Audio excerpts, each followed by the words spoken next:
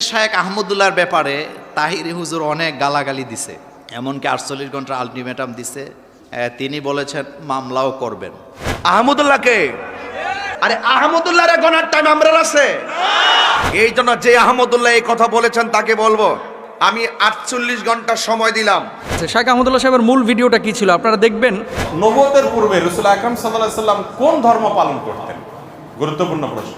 নবুয়তের পূর্বে আমাদের প্রিয় নবী সাল্লাল্লাহু আলাইহি সাল্লামের ধর্ম কি ছিল? যদি বলেন যে কোন ধর্ম অনুসরণ করতেন না, তাহলে নাউজুবিল্লাহ উনি কি ধর্মহীন ছিলেন নাকি? উনি নবী হয়েছেন কত বয়সে? 40 বছর বয়সে। তাহলে 40 বছর বয়স মানে তো জীবনের মূল টাইমটা প্রায়। তো এই 40 বছর পর্যন্ত উনি নিজে তো নবীই ছিলেন না, উনি নবী হয়েছেন তারপরে। প্রশ্নটা শাইখ এইভাবে পড়ছেন যে এক ভাই প্রশ্ন করেছেন রাসূল আকরাম সাল্লাল্লাহু আলাইহি সাল্লাম তো 40 বছরের নবুয়ত পেয়েছেন, এর আগে তিনি নবী ছিলেন না, তাহলে এই 40 বছর আগে তিনি কোন ধর্ম অনুসরণ করতেন? তাহলে কি আল্লাহ রসুল কোনো ধর্মের অনুসরণ করতেন না? শায়েখ ওখানে উপস্থাপন করেছেন যে আল্লাহর রসুল 40 বছর তো নবুয়ত পান নাই। প্রশ্নটা এভাবে করাছে, সেই প্রশ্নটা শায়েখ পড়েছে মাত্র, কাট করে নিয়ে যে ওই জায়গাটা ওখানে বসানো হয়েছে, আর এটা নিয়ে আমাদের ভাইয়েরা গোটা দেশ উত্তাল করে ফেলল। অনলাইনে দেখলাম এরকম ব্যক্তিদের বক্তব্য, এরকম ব্যক্তিদের গান ঘুরতেছে। সেটা কি? আল্লাহর ধন রসুলকে দিয়া আল্লাহ গেলেন গায়েব হইয়া। নওজুবিল্লাহ মিন যালিক।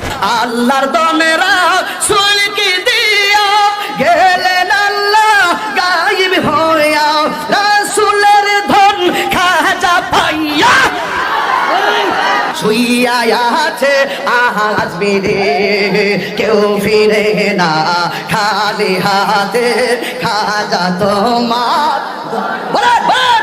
নওজুবিল্লাহ মিন যালিক। কি বলে এগুলা? কি বলে এগুলা?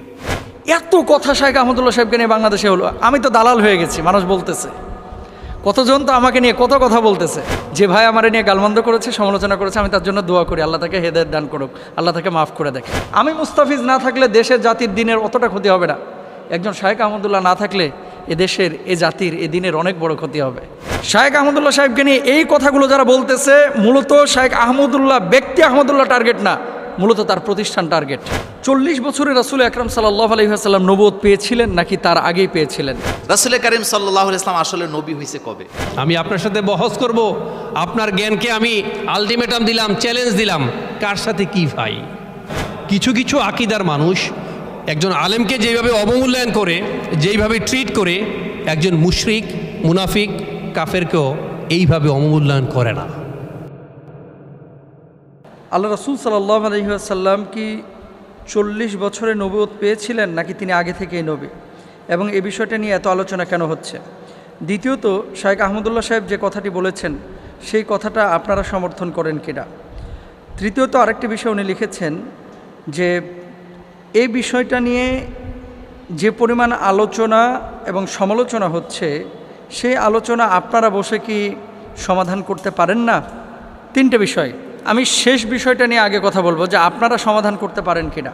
দেখেন, কিছু কিছু বিষয় হাদিসে একাধিক বর্ণনা আছে, যেই বর্ণনাগুলো একাধিক থাকার কারণে সাহাবী রিদওয়ানুল্লাহি আনহুম আজমাইনদের জামানা থেকেই কিন্তু এই মতবিরোধগুলো চলে আসছে।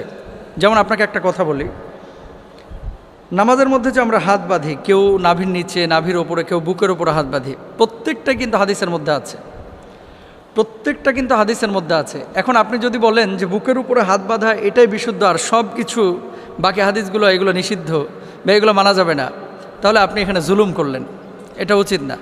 কিছু বিষয় একাধিক বর্ণনা মানে দুইভাবে এসেছে, তো সাহাবী রিদওয়ানুল্লাহি আনহুম আজমাইনদের মধ্যে ইখতিলাফ ছিল, তাবেঈনদের মধ্যে ছিল, পরবর্তী স্কলারদের মধ্যে ছিল, সালফে সালেহিনদের মধ্যে ছিল, বর্তমান সময়েও আছে, এটা থাকবে কিয়ামত পর্যন্ত। সেক্ষেত্রে আপনার আমার ভূমিকা কী হবে? আপনার আমার ভূমিকা হচ্ছে একাধিক বর্ণনা যখন থাকবে তখন আপনার যেটা ভালো লাগে আপনি মেনে নেবেন, তবে অবশ্যই ইসলামিক স্কলার একজনকে ফলো করবেন যে তার রায়টা কী। সেটা হানাফি মাযহাবের হতে পারে, শাফি মাযহাবের হতে পারে, মালিকি মাযহাবের হতে পারে, তার রায়টা কী। 2 নম্বর বিষয়, 40 বছরে রাসূল আকরাম সাল্লাল্লাহু আলাইহি ওয়াসাল্লাম নবুয়ত পেয়েছিলেন নাকি তার আগেই পেয়েছিলেন? এই কথাটা মূলত শাইখ আহমদুল্লাহ সাহেবের যে মূল ভিডিওটা, সম্ভবত উনি এই যে চাঁদনি চক বা এই যে নিউ মার্কেটের ওখানে যেই একটা মাহফিল হয় কোন মসজিদে যেন, ওখানে সওয়াল জবাবের মধ্যে যে ভিডিওটা, মূল ভিডিওটা দেখেন। আমাদের কাছে কোনো শ্রোতা যখন প্রশ্ন করে, এই যে আজকে যে প্রশ্ন উত্তর দিচ্ছি, শ্রোতারা যখন প্রশ্ন করে আমরা কিন্তু প্রথমেই প্রশ্নটা আপনাদের সামনে পড়ে নেই। ইভেন এই যে আব্দুল জাহের মাহমুদ যে প্রশ্নটি করেছে এই প্রশ্নটাও কিন্তু আমি পড়লাম। কোরআনুল কারিমে আল্লাহ কি বলছে একটা উদাহরণ দিয়ে আরও ক্লিয়ার হবেন। লা তাকরাবুস সালাহ, নামাজের ধারে কাছেও যায় না। এখন আপনি আগেও নিলেন না পিছেও নিলেন না, লা তাকরাবুস সালাহ আল্লাহ বলছেন নামাজের ধারে কাছে যায় না, আপনি নিয়ে এসে এটা মুস্তাফিজ হুজুর বলল নামাজের ধারে কাছেও যায় না। এখন কখন? আল্লাহ তো এটা পরে বলে দিয়েছে, ও আংতুম সুকারা, যখন নেশাগ্রস্ত অবস্থায় থাকো, মদ খায়া পবিত্র না হয়ে সাথে সাথে নামাজে দাঁড়ায়ও না, নাপাক অবস্থায় দাঁড়ায়ও না। এখন আপনি কাট করে ওখানটা নিয়ে যে বসায় দিলেন। সুযোগ সন্ধানী যারা আছে সোশ্যাল মাধ্যমে আমার লেকচার বলেন, আহমদুল্লাহ সাহেবের লেকচার বলেন, আব্দুল্লাহ সাহেবুল্লাহের লেকচার বলেন, XYZ যে কোনো স্কলারের লেকচার কেটে কেটে অনেকভাবে কিন্তু উপস্থাপন করা যায়। একটা পজিটিভ বিষয়কে কিন্তু নেগেটিভলি উপস্থাপন করা যায়। আর যে ভদ্রলোক এই কথাগুলো নিয়ে আজকে আলোচনা করতেছে, শাইখ আহমদুল্লাহ সাহেবের মূল ভিডিওটা কী ছিল আপনারা দেখবেন, এখন ইউটিউবে আছে। প্রশ্নটা শাইখ এভাবে পড়ছেন যে এক ভাই প্রশ্ন করেছেন, রাসূল আকরাম সাল্লাল্লাহু আলাইহি সাল্লাম তো 40 বছরের নবুয়ত পেয়েছেন, এর আগে তিনি নবী ছিলেন না, তাহলে এই 40 বছর আগে তিনি কোন ধর্ম অনুসরণ করতেন? তাহলে কি আল্লাহ রসুল কোনো ধর্মের অনুসরণ করতেন না, নাকি অনুসরণ করতেন? অনুসরণ করলে কার ধর্ম অনুসরণ করেছেন? আমরা জানি যে ইব্রাহিম আলাইহিস সালাতু ওয়াস সালামের দিন ধর্ম আল্লাহ রসুল সাল্লাল্লাহু আলাইহি সাল্লাম অনুসরণ করেছেন। তাহলে শায়েককে প্রশ্ন করা হয়েছে, সেই প্রশ্নটা শায়েক ওখানে উপস্থাপন করেছেন যে আল্লাহর রাসূল 40 বছর তো নবুয়ত পান নাই। প্রশ্নটা এভাবে করাছে, সেই প্রশ্নটা শায়েক পড়েছে মাত্র, কাট করে নিয়ে যে ওই জায়গাটা ওখানে বসানো হয়েছে। আর এটা নিয়ে আমাদের ভাইয়েরা গোটা দেশ উত্তাল করে ফেলল। জ্ঞানী মানুষের একটা বিষয় কি জানেন, যে সবসময় তর্কে জড়ায় না, ঝগড়া বিবাদে জড়ায় না। কারণ যেই গাছে যত ফল বেশি সেই গাছটা তত নত বেশি। এই যে আম বড় বড় দেখবেন গাছের উপরে ধরে আছে, যত বেশি আম গাছটা তত নত। এত কথা শাইখ আহমদুল্লাহ সাহেবকে নিয়ে বাংলাদেশে হলো, আমি তো দালাল হয়ে গেছি, মানুষ বলতেছে, কতজন তো আমাকে নিয়ে কত কথা বলতেছে। এতদিন আমাকে নিয়ে কেউ সমালোচনা পৃথকভাবে করেছে, কিন্তু আওয়ামভাবে একটা দুইটা না একাধিক ভিডিওতে আমাকে সমালোচনা করেছে। যে ভাই আমার নিয়ে গালমন্দ করেছে, সমালোচনা করেছে, আমি তার জন্য দোয়া করি, আল্লাহ তাকে হেদায়েত দান করুক, আল্লাহ তাকে মাফ করে দেয়। তার ব্যাপারে আমার কোনো আক্রোশ নাই, বিদ্বেষ নাই। কিন্তু শাইখ আহমদুল্লাহ বাংলাদেশের একটা অ্যাসেট। আহমদুল্লাহরা প্রতি বছর জন্ম নেয় না। আমি মুস্তাফিজ না থাকলে দেশের জাতির দিনের অতটা ক্ষতি হবে না। একজন শাইখ আহমদুল্লাহ না থাকলে এ দেশের, এ জাতির, এ দিনের অনেক বড় ক্ষতি হবে, অনেক বড় ক্ষতি হবে, অনেক বড় ক্ষতি হবে। সুতরাং শাইখ আহমদুল্লাহ সাহেবকে নিয়ে এই কথাগুলো যারা বলতেছে, মূলত শাইখ আহমদুল্লাহ ব্যক্তি আহমদুল্লাহ টার্গেট না, মূলত তার প্রতিষ্ঠান টার্গেট। কারণ মানুষজন যাতে করে এই প্রতিষ্ঠানটার উপরে প্রশাসনিক নজরদারি নিয়ে এসে প্রতিষ্ঠানটাকে বন্ধ করতে পারে। কারণ কি? মানুষের ভিতরে একটা গ্রহণযোগ্যতা তৈরি হয়েছে। আপনি বিদেশে যান, আউল বাউল ফাউল যারা নাচানাচি গাওয়াগাওয়ি করে, তাদের ইমেজটা কি? বর্তমান জেনারেশনের যুবকদের কাছে তাদের ইমেজটা কি? আর শাইখ আহমদুল্লাহর ইমেজ কি? মিজানুর রহমান আজহারের ইমেজ কি? আমি যে কথাটি বলতে চাচ্ছি, ফুল ভিডিওটা আগে দেখেন, তারপর আপনারা সিদ্ধান্ত নিন। এবার আসেন দলিল। বলা হচ্ছে কি যে কেউ যদি নবীজিকে বলে যে 40 বছরে আল্লাহ রসুল সাল্লাল্লাহু আলাইহি ওয়াসাল্লাম নবুয়ত পেয়েছেন, তার আগে যদি কেউ বিশ্বাস না করে সে কাফের হয়ে যাবে। যদি এই কথা কেউ বলে, তাহলে আনাস ইবনে মালিক রাদিয়াল্লাহু তাআলা আনহু এবং আব্দুল্লাহ ইবনে আব্বাস রাদিয়াল্লাহু তাআলা আনহুমা তাদের কথা অনুসারে সেই কাফেরের খাতায় তাদের নাম উঠে যায়। নাউযুবিল্লাহি মিন যালিক। কেন বলি? বুখারী শরীফের হাদিস। আনাস ইবনে মালিক রাদিয়াল্লাহু তাআলা আনহু কি বলছেন? আল্লাহ রসুল সাল্লাল্লাহু আলাইহি ওয়াসাল্লামের 1 বছরও না 2 বছর না 10টা বছর তিনি খেদমত করেছেন। তিনি বলছেন, বাসাহুল্লাহু আলা রাসি 40 সানাতান। হযরত আব্দুল্লাহ ইবনে আব্বাস রাদিয়াল্লাহু তাআলা আনহু থেকে বর্ণিত, বয়সা রাসূলুল্লাহ সাল্লাল্লাহু আলাইহি ওয়াসাল্লাম লি 40 সানাতান। আল্লাহ রসুল সাল্লাল্লাহু আলাইহি ওয়াসাল্লামের উপরে আল্লাহ তাআলা নবুয়ত দিয়েছেন 40 বছরে। তা আনাস ইবনে মালিক রাদিয়াল্লাহু তাআলা আনহু তিনি বলছেন 40 বছরে নবুয়ত দেওয়া হয়েছে। তাহলে যারা বলতেছে যে 40 বছরে আল্লাহ নবীকে নবুয়ত দেওয়া হয়েছে, তাহলে সেই কথা অনুসারে আনাস ইবনে মালিক রাদিয়াল্লাহু তাআলা আনহুর উপরে তো সেই অপবাদ যায়। নাউযুবিল্লাহ। আব্দুল্লাহ ইবনে আব্বাস রাদিয়াল্লাহু তাআলা আনহুমা তিনি বলছেন যে আল্লাহ রসুল সাল্লাল্লাহু আলাইহি ওয়াসাল্লামের উপরে 40 বছরে নবুয়ত এসেছে। আল্লাহ রসুল সাল্লাল্লাহু আলাইহি ওয়াসাল্লাম আরেকটি হাদিসের মধ্যে কি বলছেন দেখেন, নবীজি বলছেন, ইন্নী লা আরিফু হাজরান বিমাক্কাতা কানা ইউসাল্লিমু আলা ক্বাবলা আই ইউবাস। আল্লাহ রসুল সাল্লাল্লাহু আলাইহি ওয়াসাল্লাম বলছেন যে আমি একটা পাথরকে চিনতাম, জানতাম যে পাথরটা আমাকে ক্বাবলা আই ইউসাল্লিমা, আমাকে সালাম প্রদান করত, আন উবাসা নবুয়া, আমি নবুয়ত পাওয়ার আগেই এই পাথরটা আমাকে সালাম করত। তো নবুয়ত পাওয়ার আগে পাথর আমাকে সালাম করত, আল্লাহ রসুল সাল্লাল্লাহু আলাইহি ওয়াসাল্লাম নিজে বলেছেন। তো নবীজি যে বললেন যে আমায় নবুয়ত পাওয়ার আগে পাথর আমাকে সালাম করতো, তাহলে নবুয়ত আল্লাহ রসুল সাল্লাল্লাহু আলাইহি ওয়াসাল্লাম একটা নির্দিষ্ট সময় পেয়েছেন। এখন আরেকটি হাদিস যেটা দিয়ে সব ভাইয়েরা দলিল পেশ করে, নবীজি সাল্লাল্লাহু আলাইহি ওয়াসাল্লামের নবুয়তের ব্যাপারে জিজ্ঞেস করা হয়েছিল যে আপনি কখন থেকে নবী? তিনি জবাব দিয়েছেন কুনতু নাবিয়ান ওয়া আদামু বাইনাল মাই ওয়াত তিন। অন্য বর্ণনায় আছে কুনতু নাবিয়ান ওয়া আদামু বাইনার রূহি ওয়াল জাসাদ। আদম যখন শরীরে এবং পানির মধ্যে তিনি ছিলেন তখন থেকেই আল্লাহ রসুল সাল্লাল্লাহু আলাইহি ওয়াসাল্লাম নবুয়ত পেয়েছিলেন। আদম যখন রূহ এবং মাটির মধ্যে মিশ্রিত ছিলেন তখন থেকে আল্লাহ রসুল সাল্লাল্লাহু আলাইহি ওয়াসাল্লাম নবুয়ত পেয়েছিলেন। এরকম কিন্তু একাধিক বর্ণনা আছে। হাদিসটা কি? হাদিসটা রাসূল আকরাম সাল্লাল্লাহু আলাইহি ওয়াসাল্লামের বিশুদ্ধ হাদিস, যে যখন আদমকে সৃষ্টি করা হয় নাই তখন থেকেই তিনি নবুয়ত পেয়েছিলেন। কিন্তু আদম আলাইহিস সালাতু ওয়াস সালামকে আল্লাহ সুবহানাহু ওয়া তাআলা যে পৃথিবীর বুকে পাঠিয়েছেন, নবীকে যে আল্লাহ সুবহানাহু ওয়া তাআলা পৃথিবীর বুকে পাঠিয়েছেন, নবীজি 40 বছর পর্যন্ত নবুয়ত পান নাই, কিন্তু আগে থেকে নবুয়ত ছিল লাউহে মাহফুজে। কোরআন যেমন সংরক্ষিত ছিল, নবীজির স্বীকৃতি লাউহে মাহফুজে এবং আসমানি জগতে, রুহানি জগতে আল্লাহ তাআলা আগেই দিয়ে রেখেছিলেন। সেই স্বীকৃতির সনদ, স্বীকৃতির চূড়ান্ত বাস্তবায়ন আল্লাহ তাআলা 40 বছরে করেছেন। তাহলে কি সেই হাদিসটাও ঠিক, এই হাদিসগুলোও ঠিক?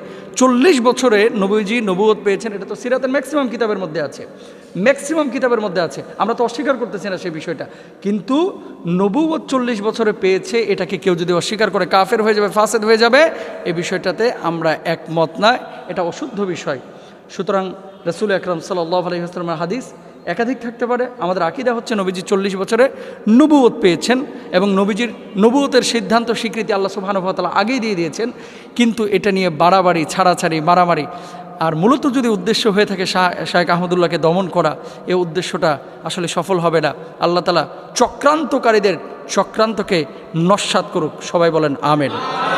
আল্লাহ সুবহানাহু ওয়া তাআলা আমাদেরকে বোঝার তৌফিক দান করুন। একটা প্রশ্ন আসছে, ইদানিং শায়েখ আহমদুল্লাহর ব্যাপারে তাহিরি হুজুর অনেক গালাগালি দিছে, এমনকি 48 ঘন্টার আলটিমেটাম দিছে, এমনকি তিনি বলেছেন মামলাও করবেন। আচ্ছা শোনেন, একটা কথা বলি, এটা হলো আহমদুল্লাহ সাহেব একটা আলোচনা করতে যেয়ে বলেছিলেন যে রাসূল করিম সাল্লাল্লাহু আলাইহি ওয়াসাল্লাম 40 বছর পর্যন্ত তো নবী ছিলেন না, তিনি নবুয়তের দায়িত্ব পালন করেন নাই, নবুয়তের দাওয়াত দেন নাই। এই কথাটা নিয়ে লাগছে পেস, লাগার পরে এখন উনি হুমকি দিছে যে ওনার বিরুদ্ধে মামলা দিবে। আচ্ছা আমরা মামলা টামলার কাছে যাই না, আমরা আসল জায়গাটাতে আসি। দেখেন হাদিসগুলা বুঝতে হবে একটু ঠান্ডা মাথায়, গরম মাথায় কোনো সিদ্ধান্ত নিলে সঠিক সিদ্ধান্ত নেওয়া যায় না, আবেগে সিদ্ধান্ত নিলে সঠিক সিদ্ধান্ত নেওয়া। আচ্ছা হাদিসগুলো আগে শোনেন। নবী করিম সাল্লাল্লাহু আলাইহি ওয়াসাল্লাম তিনি নবী, তার আগে আরো অনেক নবী আছে না নাই? প্রথম কথাটা বুঝবেন, নবী নির্বাচনের মাধ্যমে হয় না, নবী হয় সিলেকশনে। আর সিলেকশনটা করেন কে? আল্লাহ পাক। আর এই সিলেকশনটা আল্লাহ পাক করছেন আলমে আরোহায় থাকা অবস্থায়, অর্থাৎ পৃথিবীতে আসার আগেই, আদম আলাইহিস সালামও পৃথিবীতে আসার আগেই কে কে নবী হবে এটা সিলেকশন করছেন কে? আল্লাহ পাক। কিন্তু প্রত্যেক নবীকে আল্লাহ নবুয়তের দায়িত্ব দিয়েছেন প্রাপ্তবয়স্ক হওয়ার পরে। ফালাম্মা বালাগা আশুদ্দাহু ওয়াস্তাওয়া আতাইনাহু হুকমা ওয়া ইলমা। আল্লাহ পাক বলেন প্রত্যেক নবীকে আমি নবুয়তের দায়িত্ব দিছি, তারা যখন প্রাপ্তবয়স্ক হয়েছে তখন আমি তাদেরকে জ্ঞান, প্রজ্ঞা, বিজ্ঞান শিক্ষা দিয়েছি। এখন আসেন, রাসূল করিম সাল্লাল্লাহু আলাইহি ওয়াসাল্লাম আসলে নবী হয়েছে কবে? হযরত আবু হুরায়রা রাদিয়াল্লাহু তাআলা আনহু বলেন, আমরা রাসূল করিম সাল্লাল্লাহু আলাইহি ওয়াসাল্লামকে জিজ্ঞেস করলাম, ইয়া রাসূলুল্লাহ সাল্লাল্লাহু আলাইহি ওয়াসাল্লাম আপনি নবী হইছেন কবে? ইয়া রাসূলুল্লাহ মাতা ওয়াজাবাত লাকা নবুওয়া। আমরা রাসূলকে জিজ্ঞেস করলাম, ইয়া রাসূলুল্লাহ সাল্লাল্লাহু আলাইহি ওয়াসাল্লাম আপনি নবী হইছেন কবে? আপনি যে নবী এটা কখন থেকে নির্ধারণ করা হয়েছে? ক্বালা ওয়া আদামু বাইনার রূহি ওয়াল জাসাদে। রাসূল কারীম সাল্লাল্লাহু আলাইহি ওয়াসাল্লাম বলছেন আমাকে নবী হিসাবে ঘোষণা দেওয়া হয়েছে আদম যখন একটা মাটির দেহ এবং তার রূহ এর মাঝখানের যে অবস্থাটা ছিল ওই সময়টাতেই আমাকে নবী বলে ঘোষণা দেওয়া হয়েছে। আচ্ছা আপনাদের কাছে একটা সহজ কথা বলি, কেউ যদি মন্ত্রী হয় তাইলে তার মন্ত্রিত্বের নাম আগে ঘোষণা দেওয়া হয় না তাকে শপথ আগে পড়ানো হয়?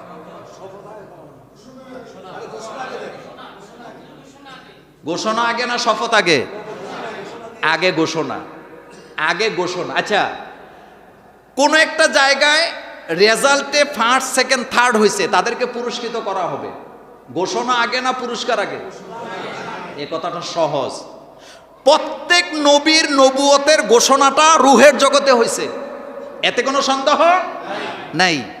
কিন্তু পৃথিবীতে আসার পরে নবুয়তের দায়িত্বটা দেওয়া হয়েছে একটা নির্দিষ্ট সময়ে নির্দিষ্ট বয়সে। এই কথাটার মধ্যে এতটুকু পার্থক্য, এটার জন্য একজন আরেকজনকে গালাগালি করার কিচ্ছু নাই। যেমন রাসূল করিম সাল্লাল্লাহু আলাইহি ওয়াসাল্লাম, তিনি 41 বছরের প্রথম দিন তার উপরে ওহী নাজিল হয়েছে নাকি? এর আগে কি উনি কালিমার দাওয়াত দিয়েছেন, নামাজের দাওয়াত দিয়েছেন, যাকাতের দাওয়াত দিয়েছেন? দেয় নাই। তিনি হিলফুল ফুজুলের সাথে কাজ করছেন। তিনি তাহান্নুস করতেন হেরা গুহায়। কি করতেন? তাহান্নুসের ব্যাখ্যা আমি আপনাকে 1 ঘন্টা দিতে পারবো। তাহান্নুস মানে ধ্যান করা নয়, চোখ বন্ধ করে বসে থাকা নয়। তাহান্নুস মানে হলে জাতিকে নিয়ে চিন্তা করা। জাতি গোমরাহির মধ্যে আছে, মারামারিতে লিপ্ত আছে, মদ, জুয়া, গাঁজা, মারামারি, জিনা, ব্যভিচারে লিপ্ত আছে। জাতিকে কিভাবে সেখান থেকে রক্ষা করা যায়, এই চিন্তা চেতনা গবেষণা করাকে তাহান্নুস বলা হয়। আর 41 বছরের প্রথম দিন রাসূল করিম সাল্লাল্লাহু আলাইহি ইসলামের উপরে ওহী নাজিল হয়েছে, নবুয়তের দায়িত্ব দেওয়া হয়েছেন। এটা কোরআনের সর্বপ্রথম ওহী এবং এটা হাদিসে জিবরীল। এখন নবী তো উনি আগেই হয়েছেন, কিন্তু দায়িত্বটা দেওয়া হয়েছে কয় বছর বয়সের সময়? এর আগে কি উনি একদিনও দাওয়াত দিছে কালিমার? একবারও কি দিছেন? দেয় না। তবে তিনি কখনো শিরিক করেন নাই, তিনি ওই অবস্থায় মূর্তি পূজা করেন নাই, তিনি প্রতিমার সামনে কখনো মাথা নত করেন নাই। কেন করে নাই? কারণ তাকে কন্ট্রোল করেছেন কে? আল্লাহ পাক তাকে রহমতের চাদর দিয়ে গঠন করে রেখেছেন, তিনি যাতে এদিক সেদিক না যায়। দেখেন আরেকটি হাদিসে আসছেন মাইশারা আল ফজর রাদিয়াল্লাহু তাআলা আনহু, তিনি বলেন কুলতু লি রাসূলিল্লাহি সাল্লাল্লাহু আলাইহি ওয়াসাল্লাম, আমি রাসূল সাল্লাল্লাহু আলাইহি ওয়াসাল্লামকে জিজ্ঞেস করলাম, মাতা কুনতা কুতিবতা জুইলতা নবিয়ান, হে রাসূল সাল্লাল্লাহু আলাইহি ওয়াসাল্লাম, আপনি কখন নবী ছিলেন, আপনি কখন থেকে নবী হয়েছেন, বা আপনি নবী হিসাবে কখন থেকে লিখিত হয়েছে আপনাকে? কলা, রাসূল সাল্লাল্লাহু আলাইহি ওয়াসাল্লাম বলেছেন, ওয়া আদামু বাইনার রূহে ওয়াল জাসাদে, আদম যখন মাটি এবং রুহের মাঝখানে অবস্থান করছিলেন, আমি তখন থেকে নবী। তাহলে ঘোষণা হয়েছে আগে, দায়িত্ব দেওয়া হয়েছে পরে। এই কথাটা সহজ না কঠিন? এটা লিয়া তুল কালাম করার কি আছে রে ভাই? একটু ঠান্ডা মাথায় চিন্তা করলেই তো বোঝা যায় বিষয়টা, নাকি? হযরতে মূসা আলাইহিস সালাম, হযরত ইব্রাহিম আলাইহিস সালাম, তারা যে নবী হয়েছেন এটা তো আগেই হয়েছে নাকি? কিন্তু দুনিয়াতে আসার পরে তিনাদেরকে একটা নির্দিষ্ট সময়ে কি দায়িত্বটা দেওয়া হয়েছে। হযরতে মূসা আলাইহিস সালাম তিনিও দাওয়াতি কাজ করেছেন একটা নির্দিষ্ট সময়। আল্লাহ পাক বলছেন ফা ইন্নাহু তগা, ফেরাউন তগা হয়ে গেছে, তাকে তুমি দাওয়াত দিতে যাও। সুতরাং এটা নিয়ে মারামারি করার কিছু আছে বলে আমরা মনে করি না। একজন বাংলাদেশের প্রসিদ্ধ একজন আলেম, বাংলাদেশের একজন জনপ্রিয় আলেম, তিনি কথা বলতে গিয়ে কোনো একটা কথা এদিক সেদিক হয়েছে, আরেকজন ভাই দেখলাম অনলাইনে বলতেছে সে এই কথা বলে নবীর দুশ্মনী করলো, কুফরি করলো, ইসলাম থেকে বের হয়ে গেল। এরপরে তাকে 48 ঘন্টার আলটিমেটাম দেওয়া হয়েছে যাতে জাতির কাছে তিনি ক্ষমা চান, এরপরে এর ব্যাপারে আইনগত ব্যবস্থা নেওয়া হবে। নাউজুবিল্লাহি মিন যালিক। আরে ভাই, একজন মানুষ, একজন আলোচক আলোচনা করতে গেলে তিনি যদি ওনার চিন্তা ভাবনাটা আপনাদের সামনে তুলে ধরেন, হয়তো ওনার চিন্তা ভাবনা আপনার পছন্দ না হতে পারে, ওনার মতামত আপনার পছন্দ নাও হতে পারে, ওনার দৃষ্টিভঙ্গি আপনার পছন্দ নাও হতে পারে। তো আপনি কি করবেন? ওনার দৃষ্টিভঙ্গি, ওনার মতের বিরুদ্ধে আপনিও আলোচনা করেন, কোনো অসুবিধা নেই। আপনি বলতে পারেন যে ভাই, আমরা অমুক একজন আলেমের আলোচনা শুনেছি, তিনি এই ব্যাপারটা এইভাবে কথা বলেছেন, আমাদের কাছে কোরআন সুন্নাহর, কোরআন হাদিস অনুযায়ী মনে হয় এই কথাটা সুন্দর হয় নাই, কথাটা এরকম না, এই দৃষ্টিভঙ্গি এরকম না, আমরা এটাকে এভাবে লালন পালন করি।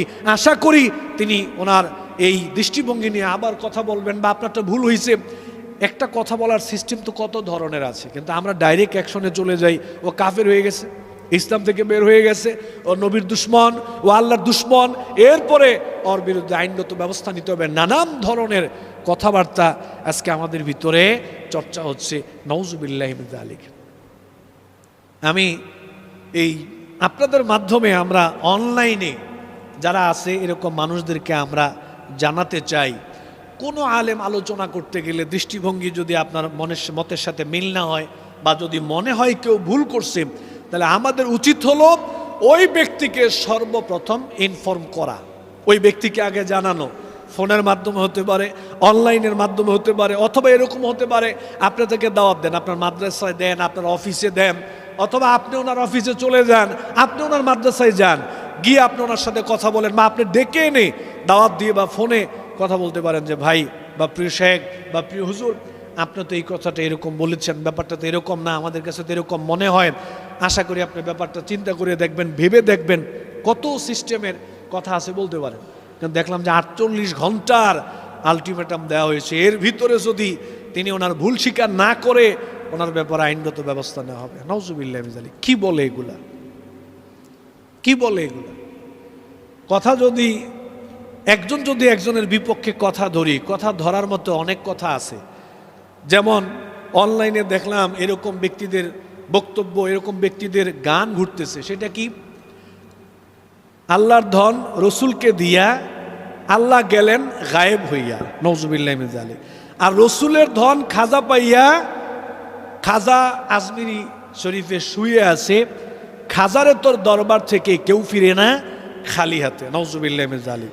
এই পুরো কথাগুলো কুফর, পুরো কথাগুলোই শিরক। আল্লাহর ধন আল্লাহ রসুলকে দিয়ে আল্লাহ গায়েব হয়ে গেছে, এই কথাটা কুফর, এই কথাটা শিরক।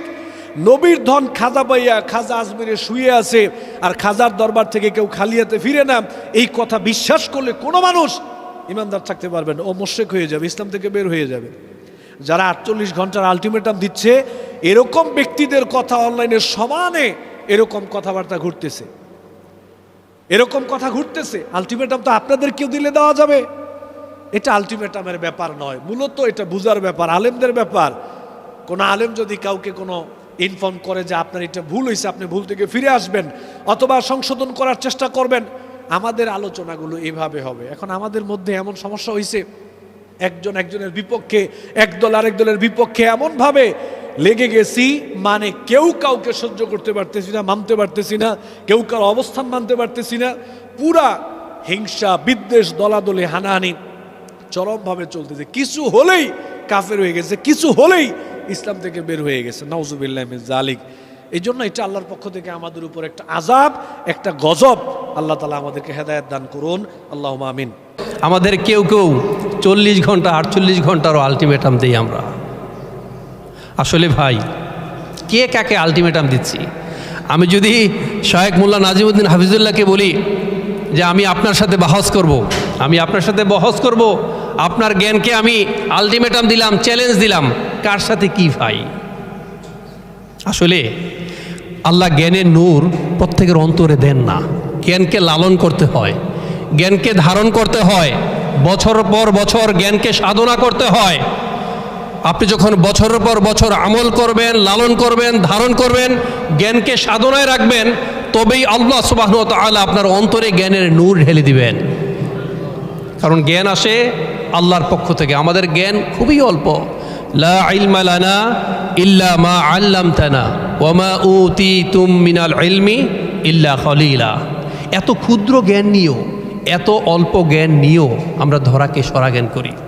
আসলে ভাই, সবাই না, ডোন্ট টেক দিস আদারওয়াইজ, সবাই না, কিছু কিছু আকীদার মানুষ ভিন্ন মতকে তারা এমনভাবে ট্রিট করেন, বিশ্বাস করেন একজন মুশরিক, মুনাফিক বা কাফেরকেও একজন আলেমকে যেভাবে অবমূল্যায়ন করে, যেইভাবে ট্রিট করে, একজন মুশরিক, মুনাফিক, কাফেরকেও এইভাবে অবমূল্যায়ন করে না। ঠিক কিনা? আমরা যা ইচ্ছা তাই করছি ভাই।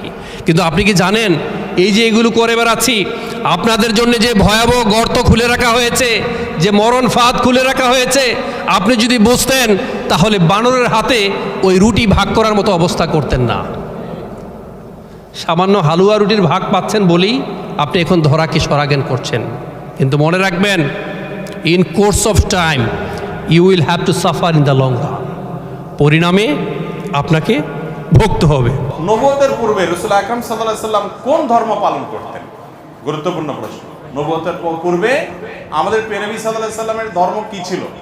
যদি বলেন যে কোনো ধর্ম অনুসরণ করতেন না, তাহলে নাউজুবিল্লাহ উনি কি ধর্মহীন ছিলেন নাকি? উনি নবী হয়েছেন কত বছর বয়সে? 40 বছর বয়সে। তাহলে 40 বছর বয়স মানে তো জীবনের মূল টাইমটা প্রায়। তো এই 40 বছর পর্যন্ত উনি নিজে তো নবী ছিলেন না, উনি নবী হয়েছেন তারপরে। তাহলে 40 বছর পর্যন্ত নবী হওয়ার আগে তার ধর্ম কি ছিল? এর উত্তর হলো যে আম্মা জান আয়েশা রাদিয়াল্লাহু তাআলা আনহা বর্ণিত হাদিস, যেটি বুখারীতে আসছে, মুসলিমে আসছে, তিনি বলেছেন যে কান নবী সাল্লাল্লাহু আলাইহি সাল্লাম ইয়াখলু বিগার হিরা ইয়াতাহান্নাফ ফি।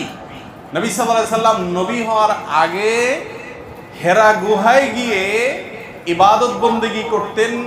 ইয়াতাহান্নাফ এর তরজমা ইবনে হাজার আসকালানি রহিমাহুল্লাহ অনেকে বলেছেন ইয়াতাহান্নাফ, অর্থাৎ ইব্রাহিম আলাইহিসসালামের যে দ্বীন হানিফ ছিল, ওই দ্বীন হানিফের উপরে তিনি অটল থাকতেন, অবিচল থাকতেন।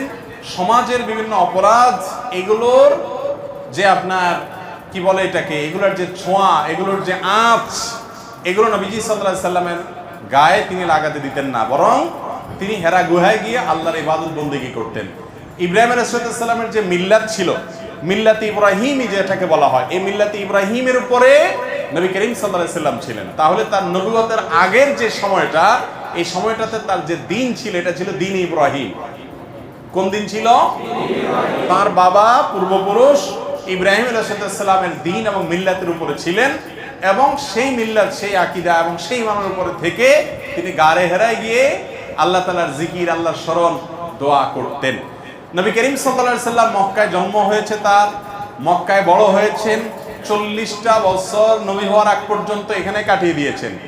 আল্লাহ রাব্বুল আলামিনের নবী হওয়ার একটা প্রমাণ এটাও যে 40 বছর একটা সমাজে একটা অন্যায় এবং শিরকের সমুদ্রের মধ্যে ছিলেন, কিন্তু শিরকের এক ফোঁটা পানি, কাদা, ময়লা, নোংরা কোনো কিছু তার শরীরকে, তার ব্যক্তিত্বকে, তার আমলকে, তার বিশ্বাসকে এক মুহূর্তের জন্য স্পর্শ।